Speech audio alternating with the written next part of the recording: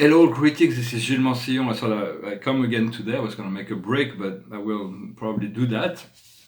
Yet I'm still here, and so there's going to be some great change with this coming moon. This moon in Scorpio will be a deep transformational. It's really a chance to die and be reborn. So it is to let go of all the old patterns. So the cosmos, we can do that anytime through our own willpower and strength and decision to do that. But since but the cosmos is assisting with all those configuration of energies, and they're assisting us in favoring those energies. And so the deep change are possible. You have to remain flexible, and we have to be ready to receive new download of energy, far more refined energy. So for that, we need to be still. We need to be anchored within our inner self. We always want to be aligned with our inner self before we move into action. And to be ready for the transition. Once we are ready for the transition, we have to be patient enough so that everybody can get in line and ready for this great transition for the whole planet. But in the meantime, we can still enjoy the freedom that comes from the alignment of our mind, our head, our heart, and our abdomen, the power of will, the power of the heart, the power of love, and the power of light, of lucidity. What we want to do once we align with that is just to sit back, to relax, to open up, and to enjoy the ride. It is okay to shock people with truth. If something is shocking, it's okay. It's better we need to shake the tree a little bit. We need to bring about this transcendental understanding, whatever feels right, what you already know, or that you feel is right, that needs to be expressed. It's okay to push a little bit the boundaries. Yet we want to enlighten, but we do not want to blind, because if we bring too much light, people will be blinded and they will close down because it's too much for them. Sometimes I'm saying things that are maybe a bit early to talk about, but I hear it's like a very intimate channel, so I'm taking the liberty to speak about things that are outside the box, of course.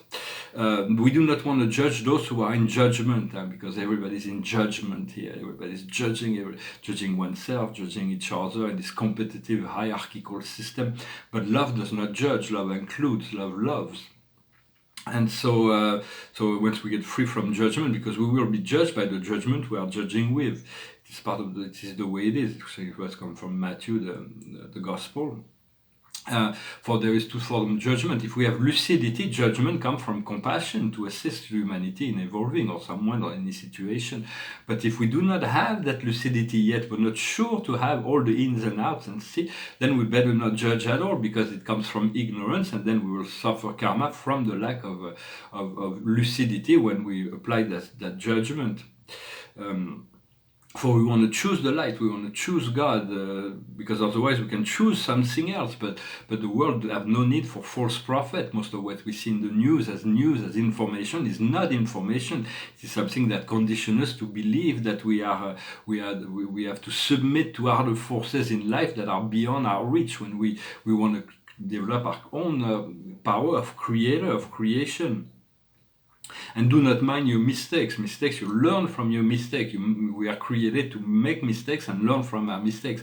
Once we realize we're making mistakes, we work in aligning back and stop making that mistake. It does not mean that we won't make other mistakes, but it's part of the process that we have to learn. We are ascending. For there are beings that do not make mistakes. They are descending beings. But as ascending beings, mistakes are part of the process. So do not judge yourself for your mistake. And turn to your higher self more and more and more. So we want to become one with the higher self, and the lower self become one. And there is no more higher self, lower self. It's just one self. For in essence, that's what it is. Understanding that physicality is completely malleable. It's just made of particles. It does not really exist. It's just a process of manifestation. But it's very, very slow in transforming the material reality. It's the slowest of all to manifest. When the world of mind can change the energy, the world of energy is far more shifting. I recommend you read Plato. Plato just through all his books explains how Socrates approaches life. Whatever thought is, Socrates will turn it upside down, inside out. He will put it up and down. And that's why he will deconstruct whatever beliefs in order to let a new belief, superior belief, emerge from the person that he's talking to. That's a very powerful approach to. And so I'm going to pull a few cards to see for this new moon in Scorpio. It will be, and then we're going to move into the 11/11 portal, and then we're getting ready for the solstice after that, and so it will be. So the situation is nothing short of destiny. It is destiny. It is we want to align with our destiny, our mission, the path of the highest fulfillment. What comes around that is hesitation. We still do not have all the strength to eliminate all those things, but this moon will assist, for we always have the power, but the cosmic beings that are the planets will assist us in time, and so that's what's going on. What we see before us is a choice. We want to choose the light, we want to choose the higher path. But do not judge yourself if you are not able to do that. Just be aware that you will be given other opportunity to move forward, but always seek to make the highest choice, the choice of love for yourself and others. In our subconscious, we have determinations. We already know what we want. We already are determined to move forward. Where we are now is compassion. We know what's good for us, and we need to know what's good for others. We can assist the world and assist ourselves in the process, and as our compassion grows, our lucidity grows along with it. What is right before us around the corner is happiness. There is a great liberation, freedom, happiness, joy. Our strength in the situation is wealth. We have this inner and outer wealth that is the inner wealth is already present. We need to make it to allow to sit back and allow the flow to have always those flows open, so that we can remove ourselves from materialistic problem as much as so that we can be fully dedicated to the joy and the happiness and the pleasure and the fun. What comes to us from the outside world is accomplishment. What we have in our hopes and fears is luck. Luck is when God wants to remain anonymous, we call that luck, but luck is, we deserve that luck. The outcome is indulgence, so it's about understanding that we may still have aspects that are indulging, we're still indulging in certain things, but we want to, at some point we're gonna become, we're gonna accept to let go of certain things in order to move into the new level, and then we'll find renewal. So it is not to be too indulgent, to accept to not judge yourself when you are indulgent, but to understand the freedom lies in the outside of the mind. For we've been, all those negative judgments lead to shame and blame, whether it's self-judgment or on others, and we want no more of that. For all is perfect at the center, always has been. And love is the solution to all issues, anything, everything. Love includes, love heals, all situations can be solved through love. Love is the most powerful force in the universe. It is the root base of all things. And so we want to be able to observe without thinking, to be the silent observer. And but sometimes our judgment can take us away from the silence, from the inner peace. So we want to be anchored. Our heart needs to be anchored both with the abdomen and the third eye. So we want to have those three energies that are well anchored. Because we have those outer things only have power over us because they have found anchoring inside of us. It's like we're always turning to certain things because there is this anchor inside about those outer things.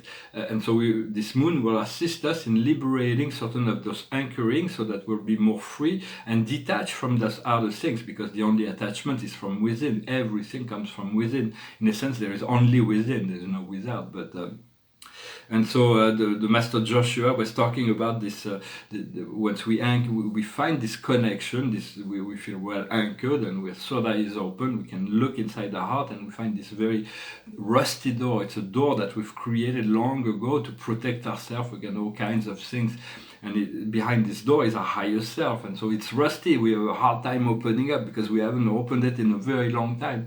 And then you open it, and then you see what happened. There's this energy. It's beyond the mind. Do not try to condition what's going to be happening once you open that door. But you let this door open, and you see who's coming out. It can be male, female. It can be any. It can be a form. It can be an energy. But see what comes out of that door. It's this magnificent, and then allow this energy to take possession of your whole self.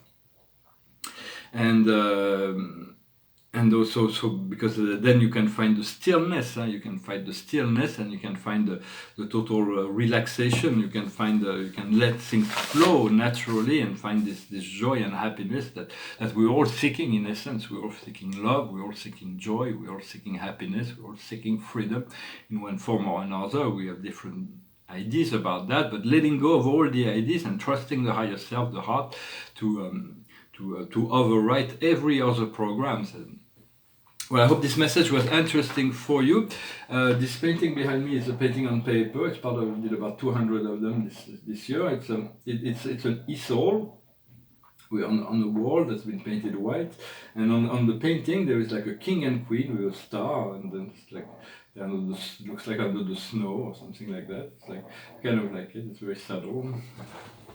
I like my work. I do enjoy my work. And this is a painting. It's almost finished. I think I've already shown it, but I moved into like this watery green in the inner circle, and then I left the violet on the outside. I think it's very close from finished. I'm finished with this song, and then sing for one more card with the Archangel. It's a song, beautiful song about freedom, about this dream of peace for the world. It's called Imagine. Imagine there's no heaven, it's easy if you try. No hell below us, above us only sky. Imagine all the people living for today. Hey, hey, hey. Imagine there's no countries. It isn't hard to do. Nothing to kill or die for, and no religion too. Imagine all the people living life in peace. Ooh, ooh, you may say I'm a dreamer, but I'm not the only one. I hope someday you'll join us, and the world will be as one. Imagine no possessions, I wonder if you can. No need for greed or hunger, a brotherhood of men. Imagine all the people sharing all the world. Ooh, ooh, ooh. You may say I'm a dreamer, but I'm not the only one. I hope someday you'll join us, and the world will live as one. Beautiful song about living as one in the oneness of it all. One planet, one people, no need for greed or anger. No need to kill or die for. There is no reason. Those things are going to become part of games no longer play. We're going to start taking care of ourselves, and we're going to be and looking after each other as well. The card of the day is Strength, the Archangel Ariel. Strength and grace expressed through kindness. Trust in yourself, forgiveness. Very, very powerful. It's the lion and the deer. It's both strength and gentleness. Well, thank you very much for liking, sharing, commenting, subscribing. I wish you a wonderful, wonderful week. I hope this new moon will bring you all the shift that you can let go, forget all of those things you want to live in the past, and be ready to unwrap this gift of the future that we can receive in the present. I thank you very much. Namaste.